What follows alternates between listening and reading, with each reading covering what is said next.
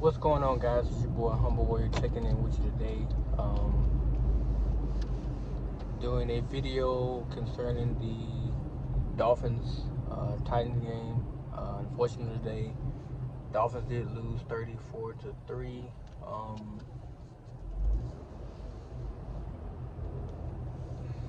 Where do I start with this video? I'll do this. So Tua Tagovailoa, 18-38, 205 yards, interception.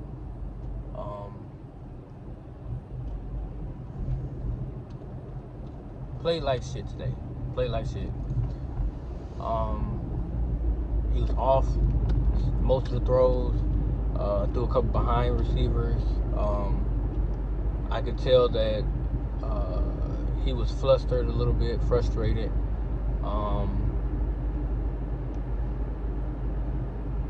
He attempted like 2 different drives to actually get them like points on the board, but for whatever reason, either his receiver ran the wrong route or they had no communication between the two of them, because case in point was third and 7 or 3rd and 8 on their own 20. Parker ran Parker ran a flag route and Tua threw a post route, and wasn't nobody in the vicinity. Parker went inside, Tua threw it outside. Why? Don't even know. But today was by far Tua's, worst game as a professional. They did have a lot of pressure coming to the game to win, because they won out. They definitely will be in the playoffs. Now they're actually on the outside, looking in, praying that they get an actual chance to get in, which I still want to see them actually get in the playoffs. But I digress. Still talking about this game. First half, defense gave up 17 points. First half. The first 2 series, they did pretty good. Now the offense came out at first, 2 first downs, and then after that they stalled. They went 3-4 straight drives stalling, which didn't help the defense's rest period or effort they have already put out to shut out the Titans offense. It made it worse. It put them out there many more times than they had to be. So the offense today was straight shit, straight up. Ain't no other way around it.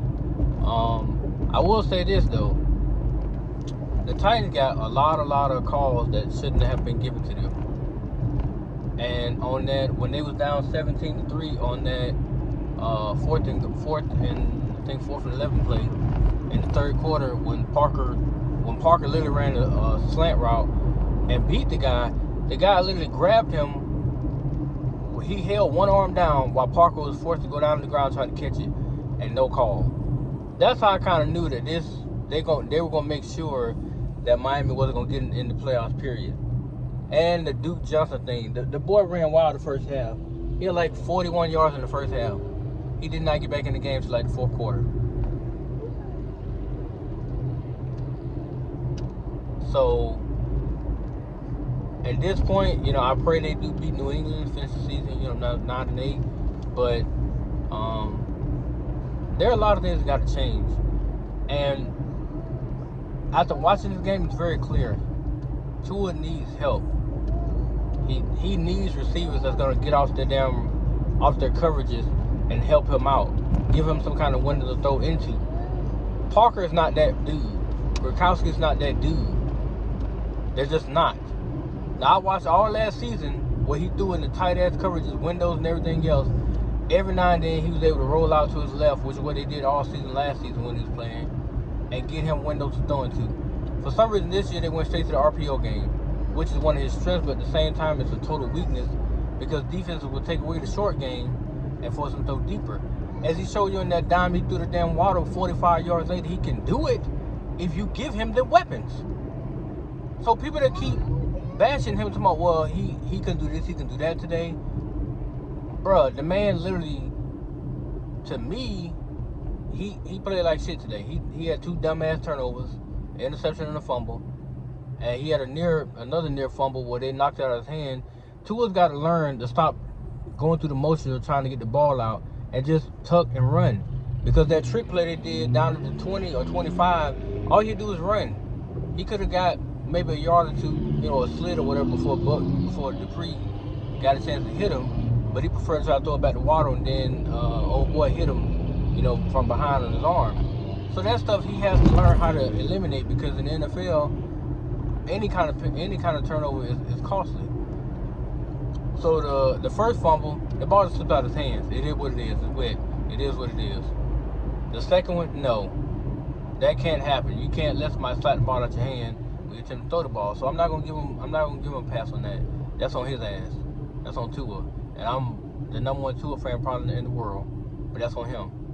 The interception, I didn't see it, but I understood he attempted to cross the middle, and it got picked. So it is what it is. But to all those people that sitting there talking about he's not a franchise quarterback, let me say this to y'all dumbasses. The boy's in his second year. You only gave one weapon. One weapon, now you gave him one. You gave him Jalen Waddle. He don't have a running game to complement what he does. Duke Johnson is the closest thing he got to a dependable running back in terms of running between tackles and getting yards after contact. He's the closest thing he got. Now, if I'm Miami, I'm going into offseason. I'm looking for a running back. I'm looking for a decent lineman, a veteran lineman that's going to help my guy Jesse Davis out, because the 2 or 3 sacks Tua did, the sack that Tua took that killed that potential touchdown drive, Jesse Davis didn't even touch the motherfucker. Excuse my language, Lord have mercy. Jesse Davis didn't even touch the dude. The dude ran around Jesse Davis like a hooker running around the street. Literally whipped around him before he even got a chance to get on his stance and touch the dude, and he was right there on to him. So that was a sack. But people got mad at him. Oh, well, you should release the ball. Now the way they showed the play, he had 2 slants. But knowing Tua, if you give him time, the slants are easy to throw. The narrative that they keep throwing at this boy, you get the ball too quickly. You don't go through your reads. You don't go through your progressions. You do not let the play develop. There's a reason for that. When he does try to extend the pocket and move around and try to throw deep, nobody goes deep. The only person to go deep is Waddle or Hollins. 2 receivers will go deep. The rest of them won't do it. They either go an in route or an out route 10 yards and stand right there and wait. That's all. Look at Rikowski. Over the middle. That's all he's going to do. Over the middle, every now and then to the sideline, he's going to stand there and wait. He's not going to extend no play. Mac Hollins, God bless his heart, dude. I don't know what else he can do. The boy, to me, balls out. But this ain't about the rest of these players. This is strictly about, I'm talking about strictly offense. Defense, yeah, you play like shit too. The first 2 series, kudos. After that, no. I mean, yeah, you held them to no points in the third quarter. Then the fourth quarter, floodgates open. They ran the ball down their throats for nearly 200 plus yards today. So if you run that ball with that kind of efficiency, and Tannehill ain't got to do nothing, which they never pressured him except for 1 or 2 times when Jerome Baker got home and sacked him. Other than that, you made that boy look like he was a bona fide superstar. And all the damn Fenton fans on damn Facebook talking about, well, we had Tannehill. Yeah, you did. But he's not a better quarterback than Tua Tagovailoa.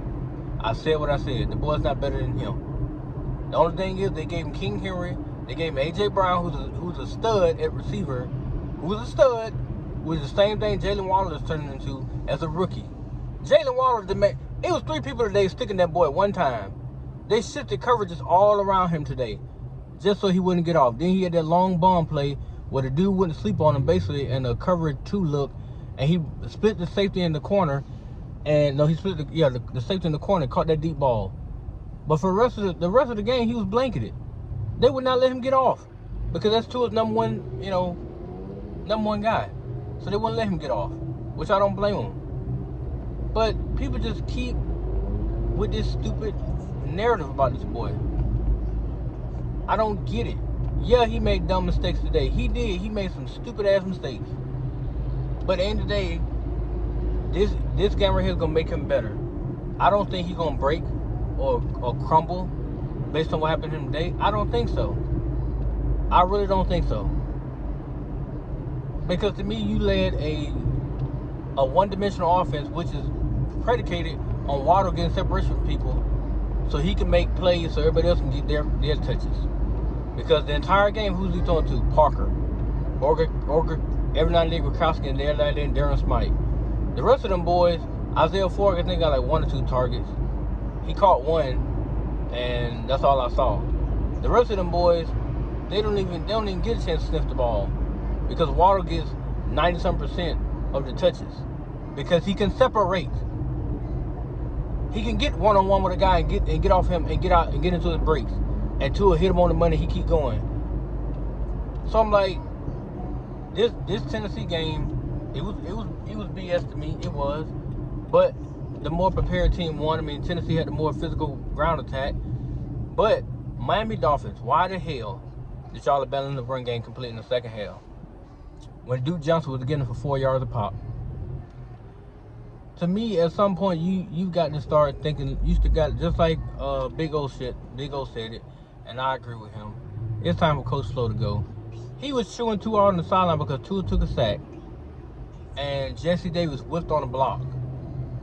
And because he didn't throw a quick slant route to either Waddle or Gronkowski, he got chewed out for that. Understandable, but you need to be chewing out your entire fucking line, because they gave up that kind of pressure. 4 people should not get home if you got 5 people blocking. I'm just saying. One dude, the DN, got around them and caused that sack that basically flipped the field, that stalled that drive out.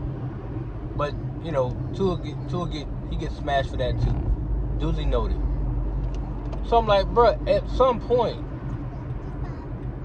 they gotta stop shooting themselves in the foot. Now, my whole thing is this: I'm not an unrealistic person at all, because I already know how the NFL works. But I question the Dolphins to give Tua a full season where he's behind the wheel of this, where he doesn't get hurt, where he's allowed to actually play and do his thing as a what are you doing? Do his thing as a quarterback to show you guys what he really can do. Get that boy some weapons. We're not saying go out there and get him 3, 4, 5 receivers. No. We're asking you guys to get him another receiver to complement Jalen Waddle. So that way when Jalen Waddle's out there, he ain't gonna worry about 3 people. Cover him at the same time with a blanket coverage. You can get the other guy out there and they can feast off one another. The defense got to make a choice. Get him a dependable running game and keep Mac Hollins. Gronkowski, I don't know if I would keep him or not, because he can't run block. He can't do it. So I would be more interested in possibly trading him for somebody else or getting a draft pick for him, because the dude is a freak of nature, but he can't block for shit. Can't block. So I would seriously look into getting him out of there. That's just me. But today was an absolute, crappy day. I'll just say it, man. The whole team sucked today. They started off with some kind of fire, but I think that after the first half and the way those drives were stalled out and the way they weren't getting no calls, and to see the frustration they had, it was not their day today. But you know what? It happens. It's the NFL. I mean, they dug themselves in a hole in the beginning of the season. They couldn't get out of it. 1-7. It was going to take a miracle for them to run the table, and they nearly did. Technically, the season's not really over, because if they win Sunday against the Patriots and the Colts lose, which they still on the tiebreaker on us, but because we swept New England, we may still be able to squeeze in that 7th spot and play. I think it'll be Kansas City or somebody like that for that 7th seed. We might end up playing them or whatever on the road. But all I'm saying is, if you guys want to see Tua at his full potential, get him some help. Get him some help. They said this last year. Get him some help. They went out and drafted Waddle. Waddle has stepped up big time this season. Nobody can deny what he's done. But it's going to take more than one receiver, which I don't understand why they thought one receiver would be enough. You pairing him with Parker, Gronkowski, and Darren Smite. And every now and then you let Mac Hollins come in the game and play. So I don't know how much you thought he was going to be able to do. Granted, he's taken off because, the last, 14, 15 games, that boy been on a mission. But like I said, kudos to the Titans. I'm sorry, I'm just breaking down the offense right now because the offense really went to bed today, big time. I don't care about Tua's finishing numbers or nothing like that. I care about how they prepared the game, how they called plays. You know, that type of stuff right there, the trick plays and stuff made no sense to me. After a while, they look desperate and they look defeated out there. And it's sad to see that my boy got to go out there and deal with that BS and then take a straight up chewing from people that probably never played the game of football a day in their life, but he got to take chewing from people like that. And if you watch the game, you see that they were biting on the short stuff. They would let him, 10, 12, 15 yards out the field. They gave him that, but the short stuff, they were biting on it. So that's when Waddle was able to get over the top and, get that pass, which was right on the money. Jacoby Brissett threw the same pass, but he threw it out of his reach because he had to stretch. If you're a quarterback, you put down the money, he might still be running. He might score. But, it happens. It does. But you're going to roll with it, you know what I'm saying? But at the end of the day, I'm still proud of him. I'm still proud of how the season went. Not the beginning, but toward this part, yeah. But we still got the Patriots, so we got to, lock and load and beat them. And then just pray that things fall into place where we can sneak into the playoffs. If we do, then they need to come up with a legitimate game plan to where they don't abandon it. If you see your running games working, because Tennessee defense could not stop the run. They were not prepared for Duke Johnson. All they cared about was the RPO game, was stopping Tua from getting short reads and stuff like that. And even then, they gave up windows that he was throwing into. But Duke Johnson run all over people. So I don't understand Brian Flores' thought process if you let him get loose and then you take him out the game. Don't get it. I mean, maybe it's something that, he knows or whatever that I'm not aware of. But nonetheless, guys, that's my take on the game today. Sorry I went all over the place to a degree. But I had to break down some of the stuff that I kept reading, like over and over and over. He's not a franchise quarterback. He's not this. He's not that. Please help me. Please name 2 or 3 Hall of Fame quarterbacks that's in the Hall of Fame that literally, after 2 years, you knew they were going to be a Hall of Fame quarterback. Or you knew they were going to be a franchise quarterback. If you can give me 2 names, I will publicly come back on this month, make a video, and apologize for my comments today. But if you can give me those 2 names, I would greatly appreciate it. Because I don't think nobody can name 2 players. Nobody. Because those type of players, they don't blossom after 2 years.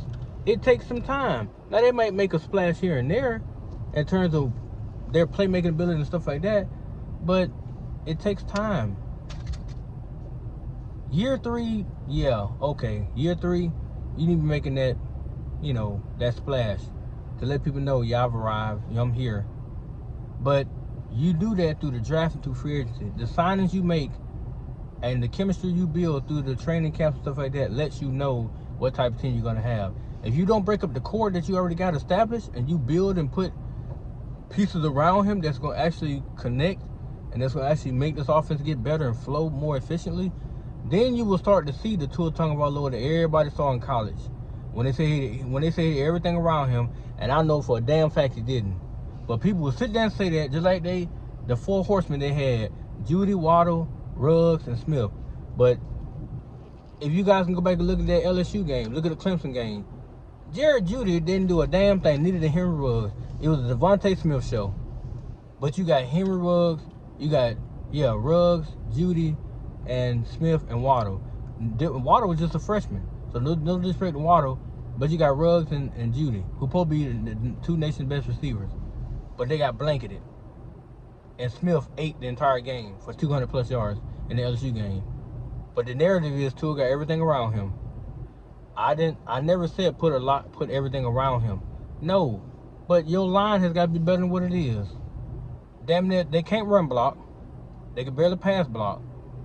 I saw a play where Duke Johnson tried to get into the little crease they had created, and they stand around watching him. Like they his bodyguards or something, but they ain't supposed to move forward. They're supposed to just stand there and let him get hit. So, Chris Greer, Brian Flores. If if you guys are still on board next year, you need to be looking to free agency for some linemen that's dependable, that can actually create holes and block well, and you need to be looking to upgrade the running back position. Pair Duke Johnson and Philip Lindsay with a back that's got both of their intangibles, and that's going to actually make plays and keep the chains moving. And then give that boy another damn receiver. Devontae Parker stays hurt more than anybody I know. You gave him Jalen Waddle. Kudos. Who else can you name? Gronkowski is suspect. Every now and then he show up. Other than that, he can only run routes. He can't run block. He just can't. Mac Hollins is a hybrid, but he's not used enough. So you need to give him another speedster receiver that's similar to Waddle, but a little bit taller, that can separate and that can force the defense to back off, so that the running game can progress, and then the passing game can progress, and then you'll see Tua put up 3,000-4,000 yards, or you'll see the splash plays that you want to see, that y'all been crying about all season long. That's all I'm saying. But anyway, guys, that's my take. That's my time. Please let me know how you feel in the comment section. Hell, for that matter, that's my question to you guys. Do you feel after year 2 that Tua is a bust, that he's not a franchise quarterback?